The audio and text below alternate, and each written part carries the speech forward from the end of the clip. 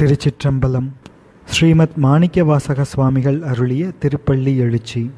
திருப்பள்ளி எழுச்சி பதிகத்தில் இரண்டாவது பாடல் பின்வருமாறு. அருணன் இந்திரன் திசை அணுகினன், இருள் போய் அகன்றது உதய நின் மலர் திருமுகத்தில், கருணையின் சூரியன் எழையெழ நயன கடிமலர் மலர மற்றண்ணலங் கண்ணாம், திரள் நிறை அறுபதம் முரல்வன இவையோர் திருப்பெருந்துறை உரை சிவபெருமானே, அருள்நிதி தரவரும் ஆனந்த மலையே அலைகடலே பள்ளி எழுந்தருளாயே என்பது பாடல்.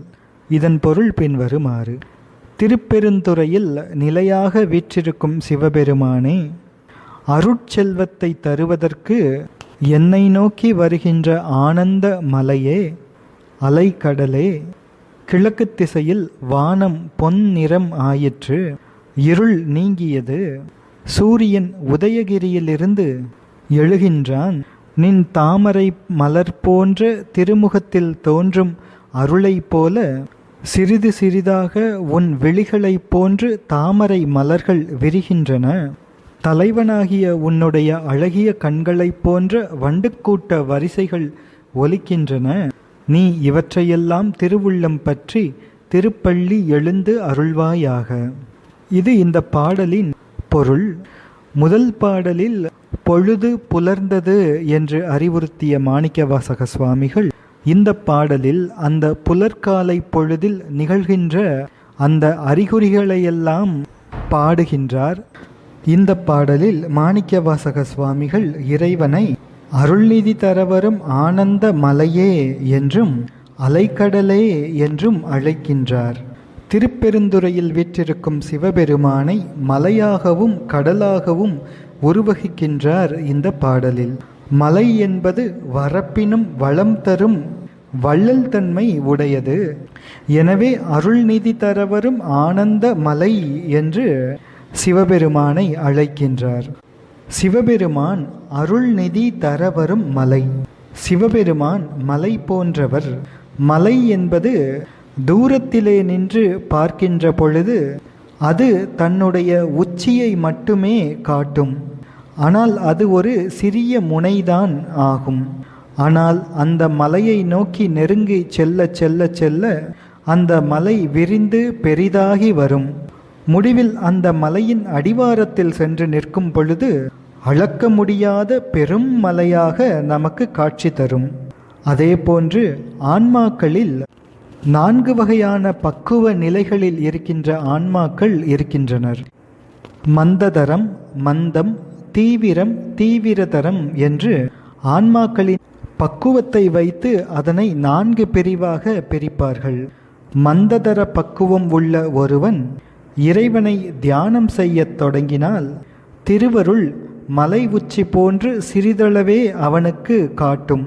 இது கடைசி நிலையில் உள்ள மந்ததர பக்குவம் உள்ள ஆன்மாவிற்கு.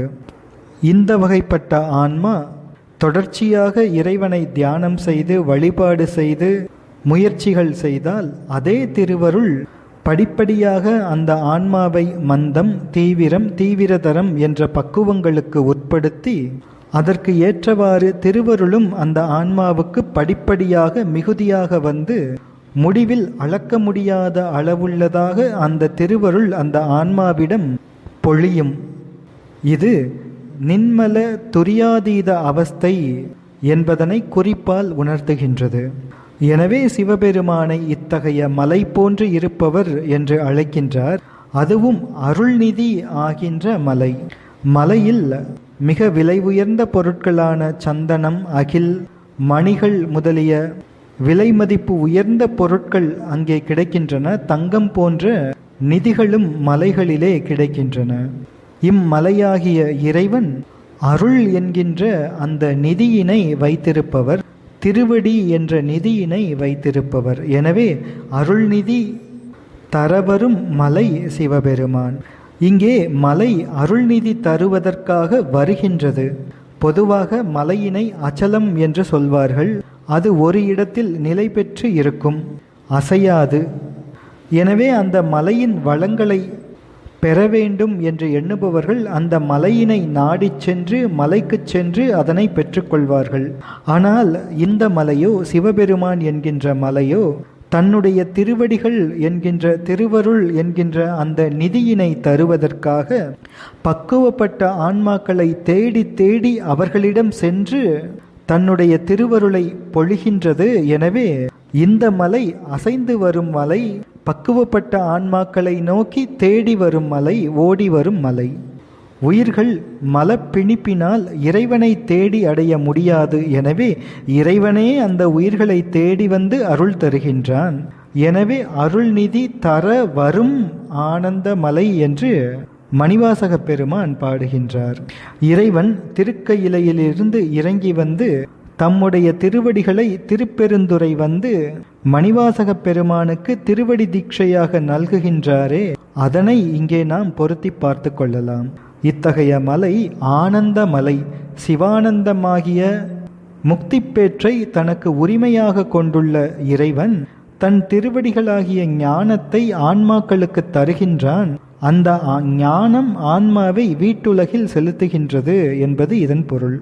எனவே அருள்நிதி தரவரும் ஆனந்த மலையே என்று மணிவாசக பெருமான் இறைவனை அழைக்கின்றார். இனி அலைக்கடலே என்றும் இறைவனை அழைக்கின்றார் இந்த பாடலில். முன்பு மலைக்கு சொன்ன அதே பொருத்தங்கள் கடலுக்கும் உண்டு. கடலும் கூட மிக பெரியதாக எல்லோரும் காணும்படி இருந்தாலும் அதன் ஆழத்தை எல்லோராலும் காண முடியாது. கடலும் கூட முத்து, பவளம் முதலிய விலை உயர்ந்த நிதிகளை தன்பால் கொண்டிருக்கின்றது. இந்த பொருட்களையெல்லாம் பெற விரும்புவோர் கடலை அடைந்து முயன்று பெறுவார்கள். ஆனால் பெருமானோ அலைக்கடல். பக்குவப்பட்ட ஆன்மாக்களுக்கு தன்னிடம் உள்ள ஞானத்தை, முக்தியை தருவதற்காக அவர்களை தேடி அலையும் கடல் போன்றவன் இறைவன் என்பது இங்கே பொருள். மேலும் இறைவன் கடலை போன்று இருப்பவர் என்றால் அது இறைவன் நெகிழ்ச்சியுடன் கூடிய பரமானந்தம் ஆக இருப்பதை குறிக்கின்றது. பரமானந்த பழங்கடல் என்று திருவாசகம் போற்றுகின்றது இறைவனை. இந்த கடலில் இருந்து நீர் ஆவியாகி மேகங்களாகி நதிகளாகி மறுபடியும் கடலிலே வந்து சேரும். எனவே எங்கிருந்து தோன்றுகின்றதோ அங்கே வந்து சேருகின்றது. அதே போன்று கடலிலிருந்து தோன்றும் நுரைகள், அலைகள் முதலியவை கடலிலேயே ஒடுங்கி விடுகின்றன. எனவே இந்த பிரபஞ்சமும் கூட இறைவனிடத்திலிருந்து தோன்றி இறைவனிடத்திலேயே ஒடுங்குகின்றது என்பதை காட்டுவது கடல். ஒடுங்கின சம்ஹாரத்தின் அல்லது உற்பத்தி இல்லை என்பது சிவஞான போதம். இந்த உலகங்களெல்லாம் எங்கே ஒடுங்கியதோ அங்கே இருந்துதான் தோன்றும் என்பது இறைவனே மகாசம்ஹார காரணன் என்பதனை காட்டுகின்றது. அதனை காட்டும் பொருள் கடல். எனவே இறைவனை அலைக்கடலே என்று அழைக்கின்றார் மணிவாசக பெருமான். இவ்வாறு அழைத்து பொழுது புலர்வதற்கு உரிய அந்த அறிகுறிகளையெல்லாம் பாடுகின்றார் மணிவாசக பெருமான். இறைவனுக்கு உணர்த்தும் முகமாக அருணன் இந்திரன் திசை அணுகினன் என்று பாடுகின்றார். அருணன் என்பவன் சூரியனின் தேரோட்டி. சூரியோதயம் வருவதற்கு முன் அருணோதயம் தோன்றும். சூரியன் தன் செங்கதிர்களை பரப்புவதற்கு முன் அருணன் அங்கே வானத்திலே தோன்றுவான். அவன் தேரோட்டி என்பதனால் பொன்மயமான சிவப்பு நிறம் என்பது அருணனின் நிறம். அது முதலில் கீழ்வானத்தில் தோன்றும். அதன்பின் சூரியோதயம் நிகழும். எனவே அருணன் இந்திரன் திசை அணுகினன் என்று பாடுகின்றார். இந்திரனின் திசை என்பது கிழக்கு. அஷ்டதிக் பாலகர்கள் என்று அமைத்துள்ளார்களே, அதிலே இந்திரனுக்கு உரிமையான திசை கிழக்கு. அத்தகைய இந்திரனின் திசையாகிய கிழக்கிலே அருணன் தோன்றுகின்றான். இதற்கு பின் சூரியோதயமும் ஆகிவிடும் என்று பாடுகின்றார் மணிவாசக பெருமான். சிவப்பிரகாசம் நிகழ்வதற்கு முன் ஞான பிரகாசம் நிகழும் என்ற தத்துவார்த்தத்தை இது விளக்குகின்றது நமக்கு. எனவே அருணன் இந்திரன் திசை அணுகினன் என்று பாடி இருள் போய் அகன்றது என்று பாடுகின்றார். அது இந்த புற இருளை குறிக்கின்றது. அதோடு தத்துவார்த்தமாக ஆன்மாக்களின் அறிவை மறைத்து அறியாமையாகிய இருளை செய்கின்ற ஆணவமலம் என்பது போய்விடுகின்றது என்பது இங்கே குறிப்பிடப்படுகின்றது. ஆணவத்தினை இருள் என்று சொல்வது சைவ மரபு. வெளியே இருக்கின்ற இருளோ சூரியன் உதயமான பின் தோன்றாமல் இருக்கும், சூரியன் மறைந்த பின் அந்த இருள் மறுபடியும் தோன்றும். ஆனால் ஒருமுறை ஆன்மா திருவருளின் வசமாகிவிட்டால் அந்த ஆன்மாவை விட்டு விலகிய ஆணவ மலம் மீண்டும் அந்த ஆன்மாவை பற்றுவதற்கு வாய்ப்பில்லை. எனவே இங்கே இருள் போய் அகன்றது என்று, இருளை போய் அகன்றது என்று 2 முறை குறிப்பிடுகின்றார். எனவே இது ஆணவமல நீக்கத்தினை குறிக்கின்றது. இருள் போனது, அது அகன்றது என்று அர்த்தப்படுத்தி கொள்ள வேண்டும். எனவே இந்திரன் திசையில் அருணன் வந்து சேர்கின்றான். இருள் போய் அகன்றது. இறைவனே, உங்களினுடைய மலர் போன்ற அந்த திருமுகத்தில் கருணை எழுகின்றதே, அதுபோன்று சூரிய உதயம் எழுகின்றது. இறைவனே, உங்களுடைய திருமுகத்திலிருந்து கருணை எப்படி படிப்படியாக எழுமோ அதுபோன்று உதயகிரியிலிருந்து சூரியன் படிப்படியாக எழுகின்றான் என்று பாடுகின்றார்.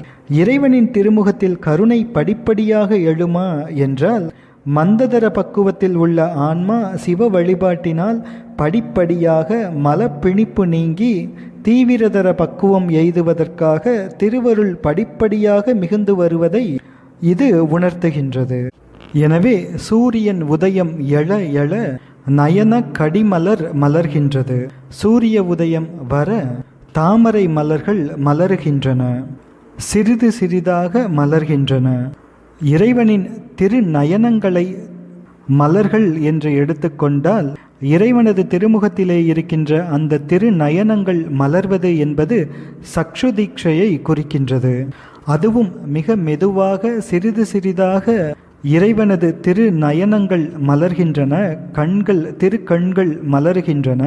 அது படிப்படியாக சக்தி நிபாதம் நிகழ்வதை குறிப்பால் உணர்த்துகின்றது. அதற்கு ஏற்றவாறு இதற்கு அடுத்ததாக அண்ணல் கண்ணாம் என்று மணிவாசக பெருமான் பாடுகின்றார். அண்ணல் என்றால் பெருமை என்று பொருள். பெருமை உடைய தலைவனாகிய கண் என்பது கண் ஆகின்றது. கண் என்றால் அழகிய கண் என்று அர்த்தம். கண்ணுக்கு அழகு என்பது கண்ணோட்டம், அதாவது கருணை. மேலும் கண் என்றால் கண்ணிற்கு உள்ளே இருக்கின்ற பகுதியான கருவிழி என்ற பொருளும் உண்டு. தாமரை மலரில் மது உண்ட வண்டு மயங்கி அந்த மலரிலேயே படுத்து உறங்கி விடுகின்றது. அப்பொழுது மாலை காலம் வந்து விடுகின்றது. எனவே மலர் குவிந்து விடுகின்றது.